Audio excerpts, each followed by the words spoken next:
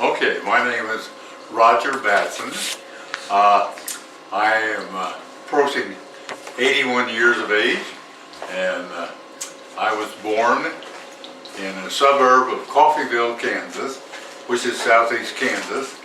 And my grandfather was a farmer, and my dad worked at the Coffeyville brick plant. And this was the time when the war was approaching, and my family decided that my dad didn't want to farm, and my mother didn't really work there, and they decided they would go to California, and they'd go out there and go to work. My dad worked as a security guard in Stockton, California, and my mother worked as what I call Rosie the Riveter. She worked on the boats, and they actually riveted, the women did. Men were all fighting the wars, and so the women were doing all the work. And I went to grade school, to Fair Oaks Grade School in Coffeyville the first 6 years, and then my dad got a job with the Santa Fe Railroad. So, how did your grandparents end up in Coffeyville? Okay, my grandfather and grandmother actually came up to central United States from Key West, Florida. My grandfather was born and raised in Key West, and my grandmother came from Spain. She was Spanish, and my grandmother came with her father. They owned what is called the Cordova Hotel in Key West, and of course my grandfather, being a typical young man, courted her, and they married. And in fact, they had 2 kids there, and they didn't think there was any future with them down there, and they decided they were going to come up so my grandfather could go to work on the Katy Railroad in Coffeyville, Kansas. And he worked there and farmed, and my grandmother ran a restaurant there in town. And so they proceeded to raise their other 5 children there in Coffeyville, plus the 2 older ones. So he went to go work on the railroad, and they raised their kids, and they farmed. Mm-hmm. And then one of their children was your father? Yes. And my dad didn't want any part of that. He was interested, though, in the railroad. He worked in the brick plant when he got married to my mother, and but they decided that the old story you hear in the old days was the old people from Oklahoma and Kansas and the middle states all were going to California to make their fortune. Okay. And they made movies about it, and Grapes of Wrath, and some of the movies were made about them, where they put their mattress on the car top and tied it down and traveled and drove all the way out to California. Okay, but you lived for a while in Coffeyville, right? Yes. Is that where you, but you grew up and went to grade school in California first, and then you came back. Okay, so you guys all went out to California. Yes. How many kids did your parents have when they drove out there? I only had one, me. Okay, you're right. And when they went out there, my dad couldn't get on the railroad, so he was a security guard for what they call the shipyards, where all the ships were at. And they had guards in there, I guess, that they worried about somebody sabotaging maybe the ships. And my mother, she got work as a riveter on ships, building ships, and both of them worked until the latter part, right before the war ended, and they signed it. I think it was on the Missouri. So your mom got a job on the ship. Yes. And how did she end up getting that job? No, they just advertised for a woman. Okay, what did she think of that? Yeah, she didn't quite like it. Okay. It was sort of a dirty job. Okay. But women back then were just now starting to wear blue jeans, and she wore a big bandana deal I can remember on her head, and heavy like denim shirts and stuff, because where they rivet it, they also weld it, so they protect themselves. Oh, so did she learn how to weld also? Oh yeah, she was quite handy with it, in fact, but when the war ended, she wanted out of that, and by that time, my dad didn't have to go to the war because he got a job with the Santa Fe Railroad, and you were exempt from going into active duty if you were in transportation, if you were in trains or buses or anything to do with trucking going on in the United States. So he got exempt and didn't have to go to the war, and he worked for them. But then after a while, about 5 years, and I would have been about 6th grader, he got it cut out. They have a ranking in the railroad, and they rank you on your seniority and that. And they started cutting guys from the bottom, and he was a short timer, I guess you'd say, and he got cut from the railroad. Huh. And was this after the war? Yeah. Okay. And so that's when we decided we came back to Kansas. Okay, before we get there, why don't you tell me about the end of the war? The end of the war, Yeah. it was, all I remember as a little guy is a celebration. People were out dancing in the streets and shooting guns in the air, and music, they were playing loud music, and it was really exciting. I can remember vividly from a kid when I couldn't have been, 6 years old or something. And I just remember that because even my folks were pretty calm, docile people. They were excited even. Oh, that's wonderful. And it was something. Yeah. And but anyway, we decided came back to Kansas, and Dad came back and he went to work for a company in Coffeyville called Continental Can Company, and they make airplane parts. And my mom went to work at Green's Ladies Store, and I started junior high there. And while I started junior high, I carried papers. I was a newspaper boy for maybe a year and a half to 2 years, and worked at that. And why don't you tell me what you told me last time about how being a paper boy worked? oh, you're talking about the people and how they. Oh, I mean, like you saved your money and you collected it. So Monday through Friday, it was a morning paper. That's right. We collected on Saturday because there's no paper. That's collection day. So Sunday morning, and then Monday through Friday was in the evening. And so we had Saturday we had to collect. We collected the money and we turned it in. It was called Seton Publishing Company, and they had several newspapers. And as a kid, as a paper boy, they give us one of these money sacks, I call it, and you collect the money, and you'd have a spiral ring, and it had cards on it, and you punch, when people paid, you'd punch that ring to show they were paid.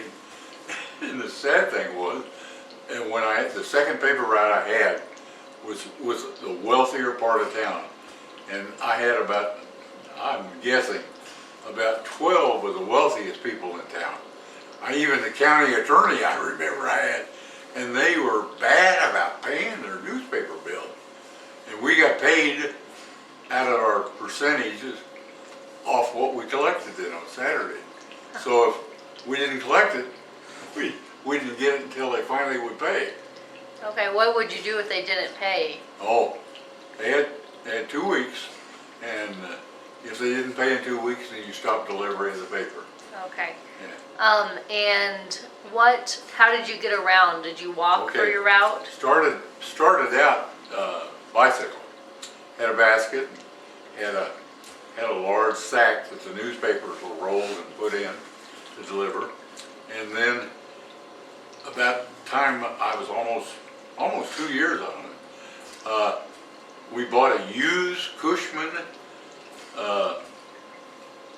I call it cycle, but it's sort of like a moped.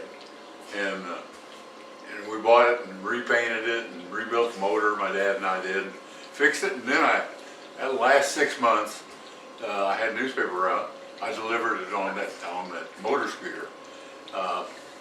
And when I got rid of that, I drove it another year or so and finished up the 9th grade. And then I tried different jobs after that. And Why did you work? why? Yeah. Well, if you wanted to be able to do anything, you had to make money because, you know, our family philosophy was you had to participate with it. My dad was really strict about that. He felt like you had to learn to work when you were very young, so you had good work habits. Okay, so what did you do with the money that you made? Okay. Well, the First National Bank was where my folks banked, so I banked there too. And I put my money in there and I saved it because I can't remember what I paid for that motor scooter that I bought, but it was sort of a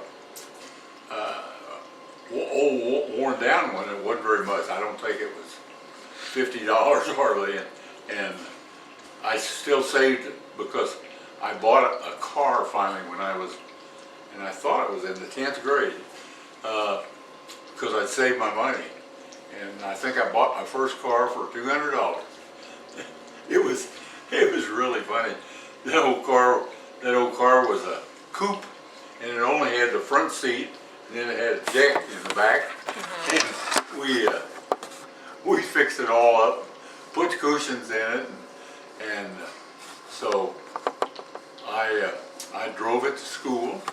And when I finally got a job working in the cemetery, mowing grass, and I'd ride it from school to the cemetery and park it and get on a lawnmower, and we'd mow the grass. And How far of a drive was that from your house to the cemetery? Oh, it's closer to our house than it was from school. Oh, okay. From school, probably 4 miles, and from the cemetery to the house was probably maybe 2. Oh. So. How'd you get that job in the cemetery? Well, my uncle was friends with the guy that was the mayor at the time in Coffeyville, and then my same uncle, who was a lawyer, later became the mayor himself, and he got me another job at the cemetery, and that went on in my junior and senior year. We dug graves. I had a friend of mine. He and I dug graves. Got paid $25 for digging a grave and then closing it after the cemetery was through. And that was, I think that really bothered me as a kid. I didn't like that idea, throwing dirt on a casket. But we did it. So how did you dig the grave? With a shovel or did? Yeah, it was a shovel, Okay. spade. Later on they started digging graves with a motorized scoop shovel. But then we dug them by hand. Okay. What would you do in the winter time then? Oh, in the winter time, you'd have to take and clean off the area and mark it out where the grave was at, and then you'd hope by cleaning what snow or something was off there, you'd have to take a spade and go and outline it and dig the topsoil off, the grass and that, and put it in a pile beside the grave, and then give it a chance so the ground wasn't thawed too much. But sometimes when they'd have a bad thaw, you'd have to use a pickaxe to break the soil up. And that was really work. Huh. But you still only got paid $25. Yeah, I still got the same thing. I shouldn't say this because there's mainly Catholic people out here, but the Catholic section was the rockiest section in the Elmwood Cemetery. I mean, you had to pick, and it was hard. You get big rocks out, digging them out. Oh, it was hard work doing it, but it'd take about 6 hours for 2 of us to dig a grave, and we it didn't take that long to cover one, but it maybe 2 hours to clean it up, because we try to clean up all the dirt and pile the dirt up around the grave and make it look decent. Okay, so what did you do after high school? Okay, after I got out of high school, got out 17 years old, and I I tried this, well, I actually tried to go to work at the police department first. And they didn't have any job openings, even with my uncle being the mayor at that time. So I didn't know what I was gonna do, and my dad wanted me to go to college, and my dad only had a 6th grade education, and he really thought it was important to go to college. And so we talked it over, and at the time, if you would enlist in the service, in the Army, you could pick out what you wanted to be. You could be, you could be just a foot soldier, you could be an engineer, you could be a cook or whatever. And I wanted to, at that time I was interested in engineering. So I picked out engineering, signed up in the Army, and went and spent almost, well, not quite 3 years of my life in the service. Because I got out when I was still 20 when I got out. And during the time I was in the service, University of Maryland had a tie-in with Army that you could get college credits if you would study. It was like a correspondent. And I did that. Didn't have anything else to do when you're over there. Where were you? Oh, a station in Germany. And we were, I don't know, we had, at that time there was a term they used, pentomic warfare. And they had, in Berlin, we had the Berlin Wall. They had the gates between East and West Berlin. And we served duty sometimes on the gate and sometimes on a Jeep where you patrolled a highway that went along there. And, we were, I guess we were just being nice, but I couldn't shoot nobody or do anything like that. But they wanted you to capture the people that came from east to the west. Okay, And, but you didn't. Did you see people escaping? I saw people escape, yeah.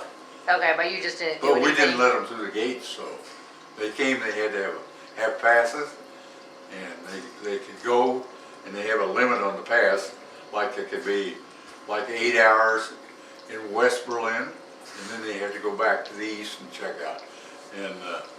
And the duty wasn't bad. We slept in barracks. So no engineering then. No, I thought it was very interesting because the German people, some of them still didn't like the Americans because of the war and everything, And I actually, I hate to tell it, but I've actually been spit at by people over there. Were they East Germans? Oh, I don't know if they were East or West. It's just German. We'd go out and go to a restaurant to eat or something, and there'd be some German didn't like it, and they'd leave or something, be going, and there'd be maybe 4 or 5 Americans that spit at you and say things I didn't know what it was in German. Okay. That was, most of them were nice. Most of the Germans were nice. So what else did you do while you were in Europe? Oh, probably the best thing that I got to do was go on leave. We went, in Belgium they had the World's Fair there. And we went, a bunch of us went, I think it was 4 days we spent there at the World's Fair. We got to see all the displays, and they had the rides, and of course being young men, you chase the girls, And we had a guy that was in our outfit that originally was from Belgium, and he spoke Flemish, and he could speak the language over there they spoke in, so he could converse, and we'd get good deals on rooms and food and stuff, because Paul was his first name. He was I'd say if he was back in the States, he'd be a used car salesman. He could finagle anything. We'd go in and I thought there was 5 of us that went, because we all went in a car. Anyway, we'd go somewhere and order beer, and he'd talk them into giving us 5 beers for the price of 4. And Paul was really good at negotiating. Yeah, Good. I can remember that. And but he was a good-looking young man, but he he had all the girls chasing him. Oh, We had a good time. okay, good. And so then how many years did you give the military? 3 years? Yeah. Okay, and then, Just really short, about 15 days. okay. Shortest 3 years. All right, and then why was that up at 3 years? Oh, when you sign up to get into the division of the service you wanted in, you had to make a commitment to them to stay so long. So I was interested in engineering, and they put me through engineer school, and I went, Fort Leonard Wood and Fort Chaffee in Arkansas in training, and they were aimed at engineering. So we learned how to build bridges, we learned how to build roads. I ran a bulldozer, learned how to run a bulldozer, and a road grader. And when you signed up for engineering, they got you to do that. So that's sort of what I was hoping, but I decided I didn't want to be an engineer. I didn't like that. But it was a good experience. When you're a young man growing up, especially being a single child, your mother really looks after you. But when you go in the service, you got to look after yourself. So I learned a lot. Okay, and then after the service, what'd you do? Okay, I had a year and a half of college credits from the University of Maryland. Came back. Coffeyville has a junior college. Coffeyville Red Ravens are called. And I went and took a semester then, which put me 2 years of college in. And that's what junior college only has 2 years. So I couldn't take any more there. But I tried to play basketball, and I was not a great basketball player, but had a guy by the name of Jack Hartman who ended up being the coach at Kansas State, coached basketball. And I told him, and he really appreciated me being a little older and serviceman, and helping him, and he was just really nice. And he got on the phone, and he had a friend, and I think his name was James McCullough, who was a baseball coach at the University of Texas. Well, they didn't know how good or bad I was, so they wouldn't let me go to Austin, but they have a subdivision and have Odessa. They have like a wing out there, and I think KU and K-State has a wing. So I went to Odessa and finished up the 2 years, and I switched from wanting to be a teacher or educator. I couldn't take I love kids, don't get me wrong, but boy, they could sure drive you squirrely out there. And I decided to switch to business administration, and that's what got me into my banking field, because came back, and Mr. Hunt in Coffeyville at First National Bank in Coffeyville had been our family banker all those years. I'd gone in there as a kid and got to know him and everything, and he sort of referred me and got me into banking. He got me, and I went to Manhattan, Kansas, and went to work at first with Union National Bank, which he had a good friend there, and then I went with one of the brothers that owned the bank. He established the Kansas State Bank, and I went with Phil, that brother, to the Kansas State Bank, which is out in West Loop.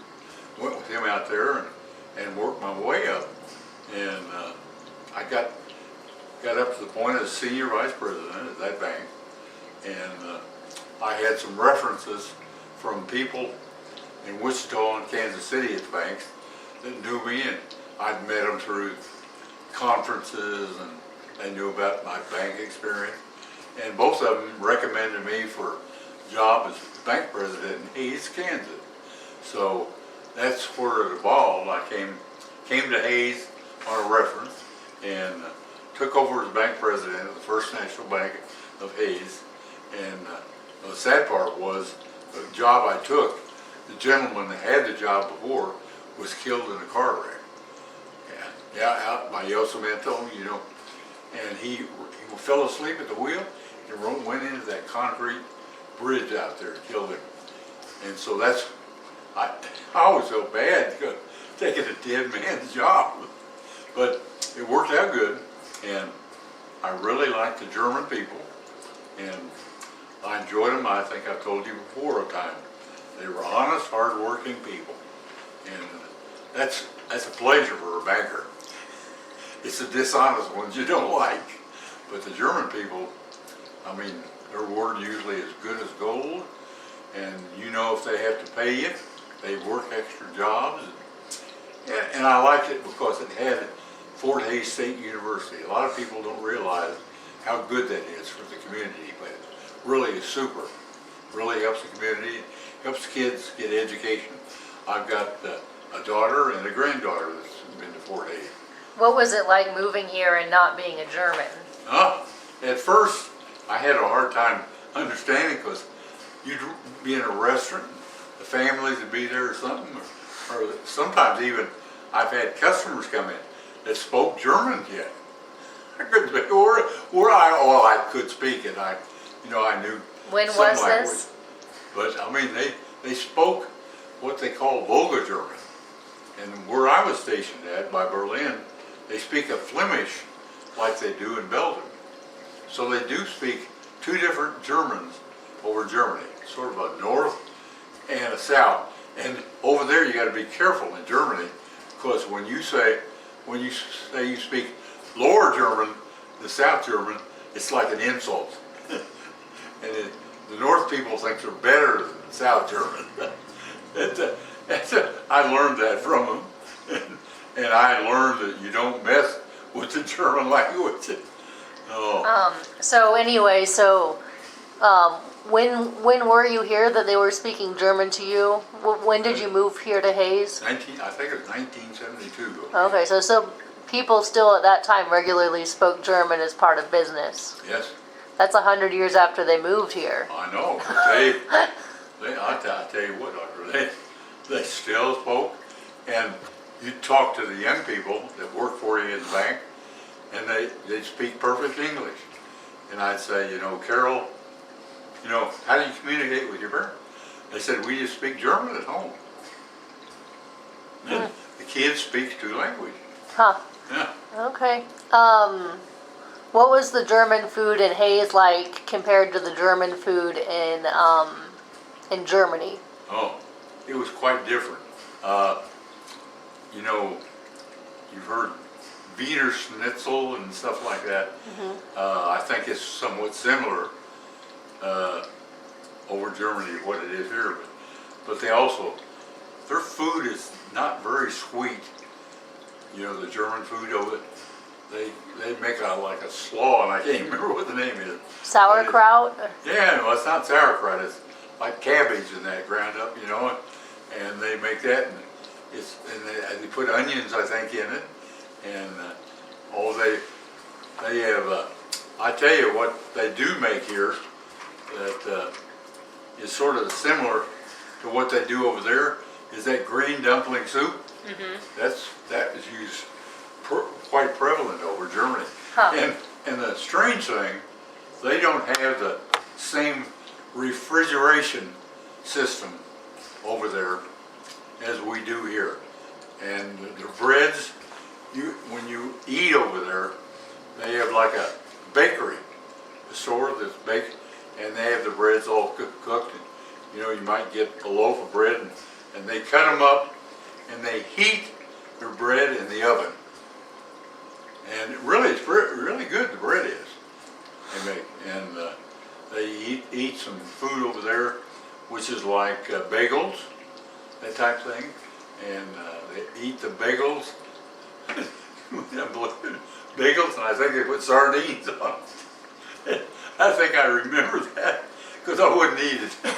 And I did like the Wiener Schnitzel. They cook it very good over there. So their food was not outrageous in price. I was trying to think at the time what the exchange rate was. What in the world? I think I think exchange rate over there was like, they were in Phoenix, and like it was maybe 4.5 Phoenix to $1. I think a mark was a. Yeah, Mark was over, yeah. And they were really, really realistic with the prices, and a bunch of us guys, well, one of us bought a car, and we would let each guy use it, and we could get gas on base, military gas with the car. So you could go touring and go sightseeing and spend time, and that gas was like, oh, I shouldn't even say it, but I think it was like 15 cents a gallon or something like that. It was terrible. What sort of German foods were you introduced to when you moved to Hayes? Oh, bratwurst is the big thing they have. They have that, and I was not trying to think of, I can't think of the name of it. What is that? Bierox. Yeah, Bierox. That's a big thing. They have like Oktoberfest, the German celebration, and boy, they sell Bierox and all kind of things down there. If you want to try German food, Okay. it's a good place to go. They have, in town, when they have the Oktoberfest, they have booths, and they have foods from all different, Victoria, Gentian, and everywhere. And they also have a beer center, as I call it, and the people drink beer, and I don't have anything wrong with people drinking beer, but in the second year I can remember when I was here, I went down there and I saw, and I swear they must have been 10 or 12-year-old kids drinking beer in there. And so I told them we wouldn't sponsor it anymore if they did that. And I think they stopped at that point. Kids had to prove their age, and some people can handle drinking, but 10, 12-year-old kids shouldn't handle it. What were some German traditions that you learned about when you came here? Oh, the dancing, that's a big thing. They have the wedding dances. They have big wedding dances when people get married, and that's traditionally done. They have the wedding in the church, and they have 3 Catholic churches, but they also, after the wedding vows are taken, they all head to, there's VFW, Fanchon Ballroom, all the places they have in town.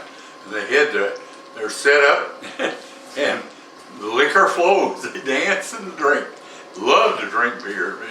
And they have, well, I like it too, but they have what they call a red beer. And it's beer with tomato juice in it. And Had you ever had that before you came here? no. Have you ever? I first learned about it when I moved Yeah. here. And it doesn't taste bad. The only bad thing about it is they want you to put salt in it, and I can't have salt. You know, I don't put salt on anything. So I just said, hey, if I have a red beer, it's just beer with tomato juice. And it tastes good. Okay. And some of the other things that they do have different parades during the year. And since they have a Catholic high school and a public high school, they have parades and they have floats, and it's a big thing. Downtown Hayes, they have all kind of people line the streets and watch. You'd never think in a little town you'd have parade, but they decorate. They even decorate the tractors and run. And that's a big thing with them. But they are very loyal people. I mean, Hayes, I've always thought that Hayes could really grow if they weren't so, no, I don't want to put it, they were tied down to one way of doing it. They're sometimes very rigid in what they do. And I built a drive-up bank when I was at First National, and also had First National Bank remodeled, and I never believed, I got a contractor in on the main bank to do it. He was a guy named George Steele. He was from Denver, Colorado, and he was a decorator. And he helped Adolph and Batson Decorating, who now my son-in-law is, and they would get in an argument with you. I mean, if you didn't go and do what they wanted to do, they'd argue with you. And I mean, it turned out okay, but it's amazing. He'd get mad at me when I tell him, I say, now we want it to look like this and see this. He says, looks like a pile of shit. That's what he said. That's what he said to me. Looks like a pile of shit. Didn't speak German. He spoke English that way. I got a big kick out of him. He was a nice guy, but he was set in his ways. I think we got some good medical people there in Hayes. You know, for a town our size and a hospital our size, I think we've got a lot of good coverage and a lot of talented people. And I think that the only problem we have is the turnover that the hospitals have. And I think that a lot of good doctors have been here, especially in cardiology, and have left. And I've been really disappointed in some that's gone. But I think overall, they're well organized, their service is good. You don't go in a doctor's office in Hayes Medical Center and you don't go and sit 2 hours to get in and see a doctor. I'll guarantee you don't do that. I go to several different doctors, and your appointment time, they pretty well get you covered. Okay. I think farming is a big issue around here. Farming is still, prominent around the area, and I think we not only do we have the college, but we've got the Votech school out here, that I think that does a good job. I think they train some some medical aides, and I think some of them that come out of there are pretty good. A lot of them go there for 2 years and then go to Fort Hays and get their degree. And I think overall, the industry is pretty good here in Ada. I don't know, Travenol used to be here, called Baxter Travenol, when it came, because I worked on the committee that brought it in. But they've got now, I think, a battery company out here, and I think that's a big employer. And so for a little community, we have some decent